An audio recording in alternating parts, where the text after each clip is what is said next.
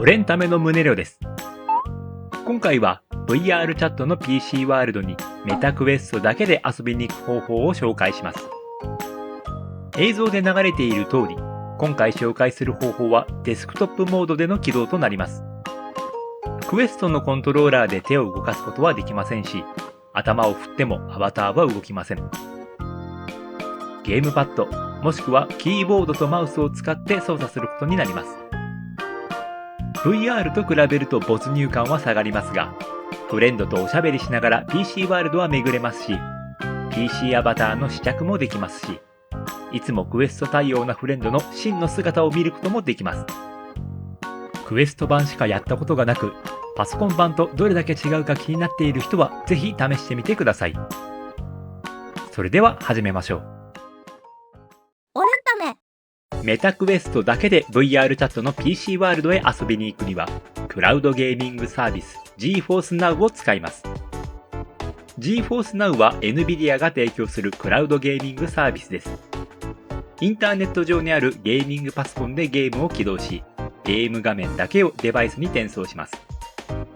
この方式により GeForce Now 利用者はゲーミングパソコンを持たなくてもパソコンゲームが遊べるというわけです。ただし、遊ぶゲームは GeForce Now 利用者が事前に購入しておく必要がありますし、高速なインターネット回線も必要です。GeForce Now の詳しいシステム要件については GeForce Now のヘルプページをご覧ください。この GeForce Now に VR チャットが対応しています。VR チャットを所有する Steam アカウントを GeForce Now に連携させることで、どこでも VR チャットが起動できるようになります。そして、メタクエストのブラウザで GeForce Now にアクセスすれば、メタクエストだけで VR チャットの PC ワールドに遊びに行けるというわけです。実際にメタクエストからパソコン版の VR チャットを起動してみましょう。事前の準備として Steam アカウントを作成し、アカウントのライブラリーに VR チャットを追加しておいてください。メタクエストのブラウザから GeForce Now のサイトにアクセスしましょう。アクセスしたら今すぐ参加するをクリックします。メンバーシップの選択が出るので、まずはフリープランから始めると良いでしょう。なお、フリープランは新規登録を停止していることがあります。その時は後日改めて登録しましょう。各プランの違いについては各自公式サイトをご確認ください。プランを選ぶとログイン画面が表示されます。NVIDIA アカウントをすでにお持ちの方はログインし、持っていない方は新しくアカウントを作成しましょう。ログインできたら GeForce Now の利用規約が表示されるので、同意続行ボタンをクリックし、そのまま乗り込もうボタンをクリックします。GeForce Now のサービスを提供するプロバイダーを選択する画面が表示されるので、NVIDIA をクリックし、先ほど作成した NVIDIA アカウントでログインしましょう。GeForce Now にログインできたら、今度は Steam アカウントと連携させます。左上のハンガーメニュー内から、設定、接続と進みます。Steam の横にある接続ボタンをクリックすると Steam のサイトに移動するのでサインインしましょう。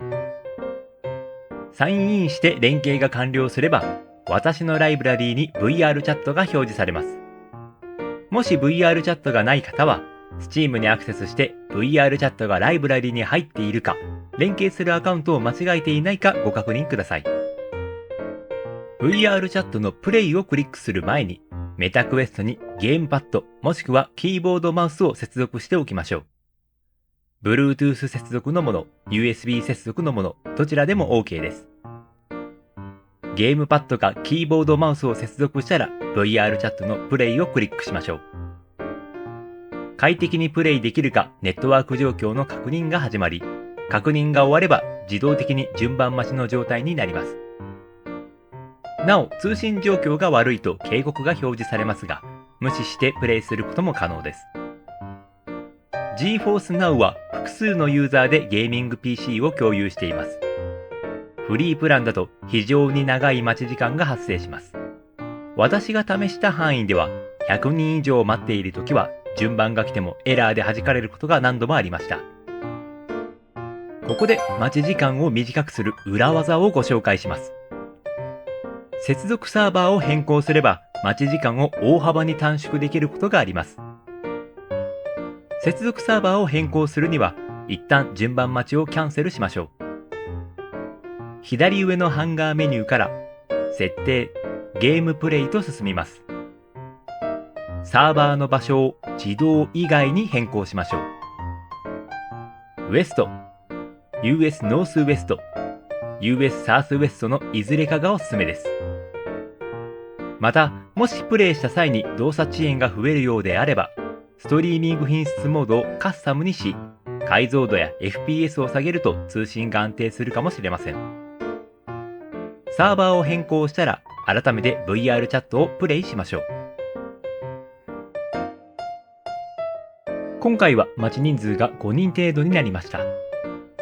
5人程度であれば、早ければ数分、長くても30分程度でプレイできることが多いです。サーバーを変更することで動作遅延は増えますが、VR チャットの場合、素早い操作が必要なゲームワールドにでも行かない限り、そこまで大きな欠点にはならないでしょう。プレイできる状態になると、レッツゴーボタンが出るのでクリックしましょう。これを押さずにしばらく放置してしまうと、放置プレイヤーと判断され、また待ち直しになるので気をつけましょう。プレイが始まるとゲーミング PC の画面が表示されます。私は何度もプレイしているため、自動的に VR チャットが起動していますが、初回はゲーミング PC で Steam にログインする必要があります。また、動画の初めに言った通り、VR チャットはデスクトップモードでのみ起動できます。俺ため。GeForce Now でボイスチャットをするには、5つのシステムでマイクの使用を許可しておく必要があります。5つのシステムとは、MetaQuest、ブラウザ、GeForce Now、Steam、VR チャットの5つです。いくつかのシステムは初めからマイクの使用が許可されていますが、私がいろいろ試しすぎて、どれがどうだったか忘れてしまったので、全部のシステムでマイクを許可する方法をお伝えします。MetaQuest は MetaQuest のクイック設定から許可できます。ブラウザはレッツゴーボタンが押せるタイミングで表示されるマイク使用の通知を許可しましょう。GeForce Now は GeForce Now のゲーム内オーバーレイから許可できます。ゲーム内オーバーレイの表示方法について、ゲームパッドの場合はスタートボタン長押しで表示できます。キーボードマウスの場合、コントロールと G を同時押しすれば表示できます。ただ、私の場合、使っているキーボードが悪いのか、3回に1回程度しか表示されませんでした。コントロールと G を5秒程度同時長押しして離した時に表示されやすい気がします。詳しいことは分かりませんでした。もし正確な表示方法をご存知の方がいましたら、コメントで教えてください。Steam は Steam オーバーレイから許可できます。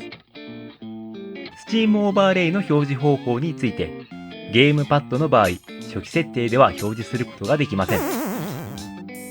スマホやパソコンの GeForce Now アプリで VR チャットを起動し、タッチ操作で Steam オーバーレイを立ち上げ、ゲームパッドのボタン割り当てに Shift と Tab の同時押し設定を追加しておけば、MetaQuest からでも Steam オーバーレイが表示できます。キーボードマウスの場合は、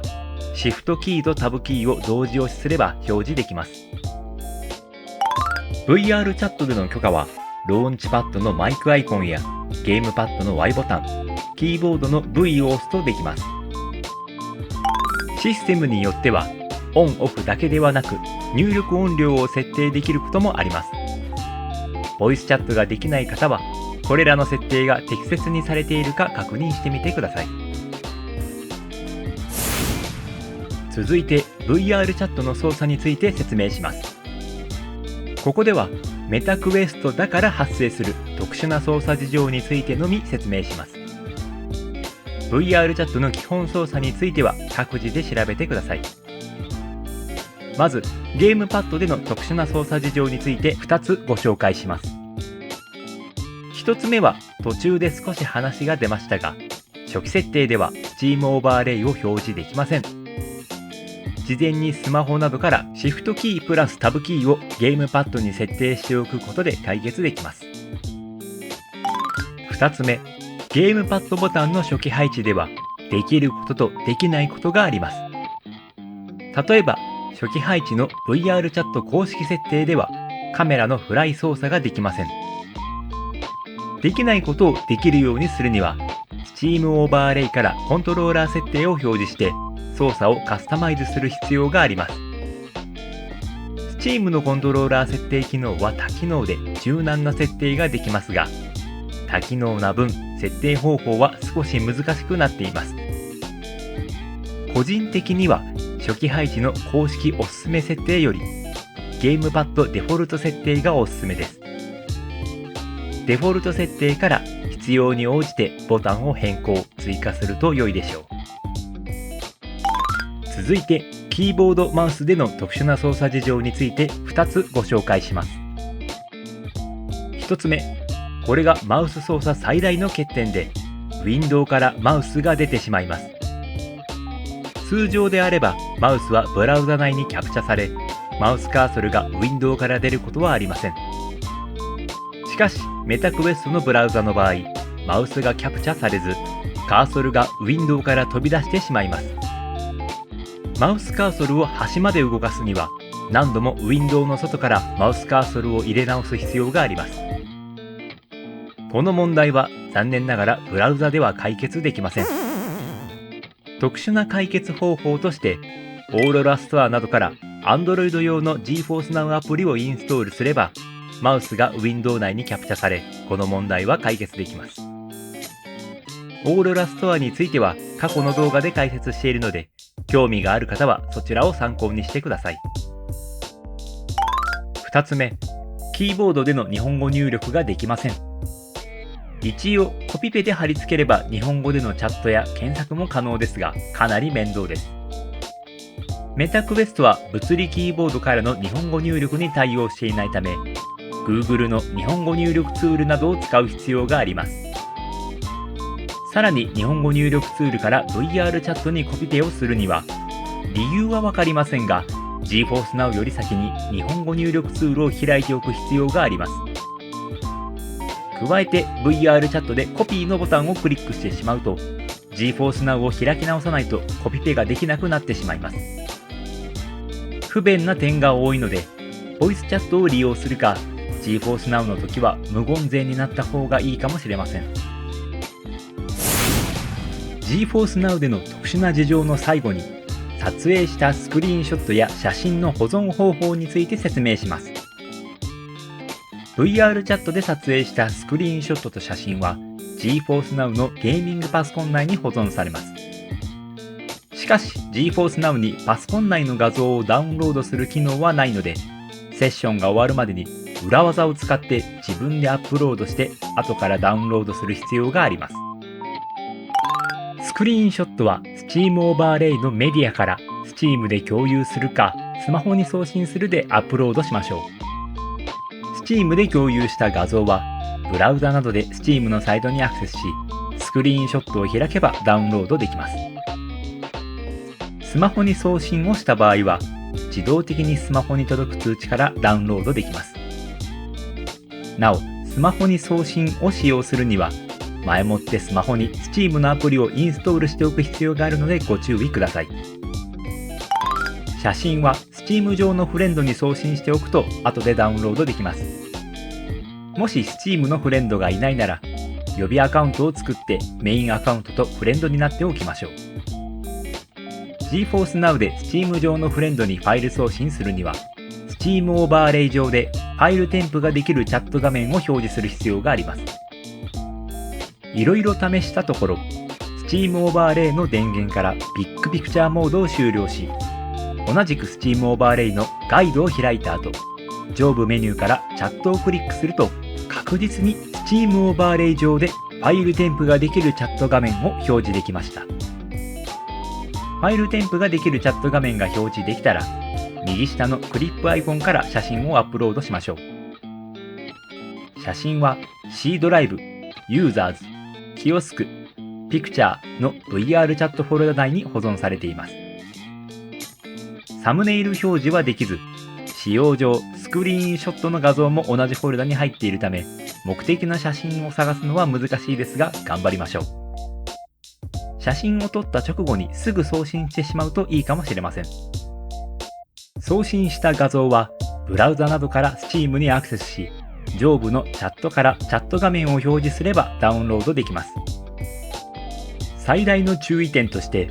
フレンドリストが Steam オーバーレイ上に表示されているかを必ず確認してください。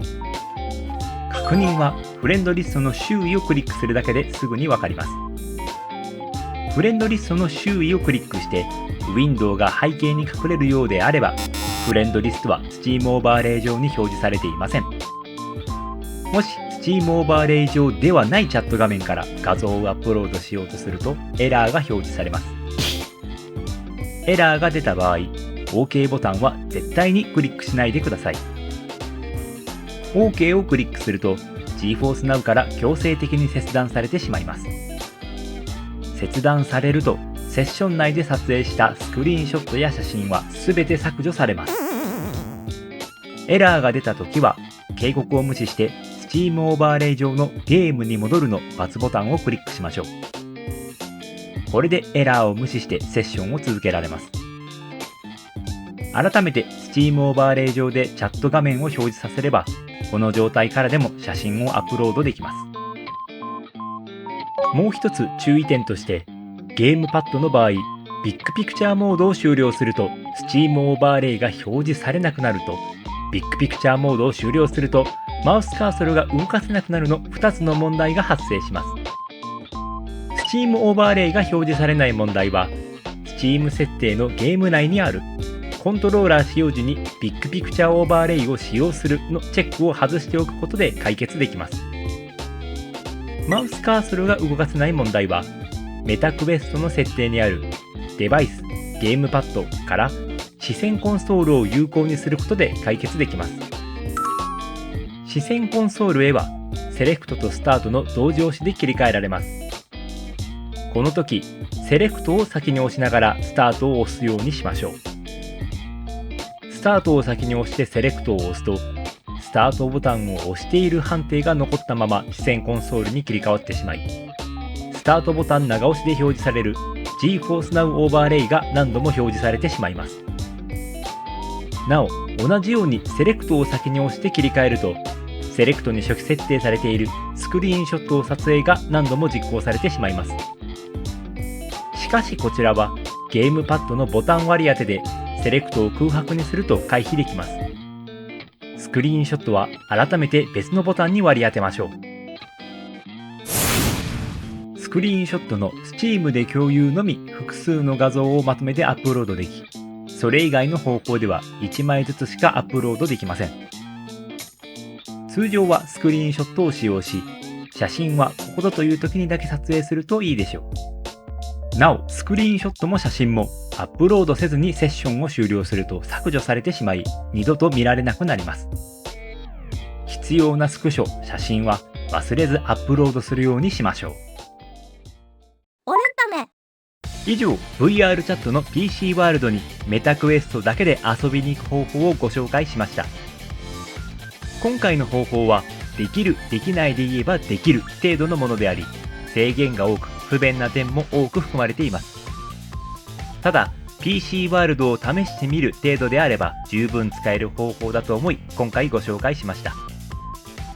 GeForce Now はゲーミング用ではないパソコンやスマホでも動作するため、環境があるならそれらを使った方が快適に VR チャットをプレイできるでしょう。ただし、購入したアバターのアップロードやボイスチェンジャーを使ったボイチャ、ボイスチャットのリアルタイム翻訳など、GeForce Now ではできないことも多くあります。GeForce Now で PC ワールドを試して興味が強くなったなら、ぜひゲーミングパソコンを購入し、快適な環境で VR チャットを楽しんでほしいと思います。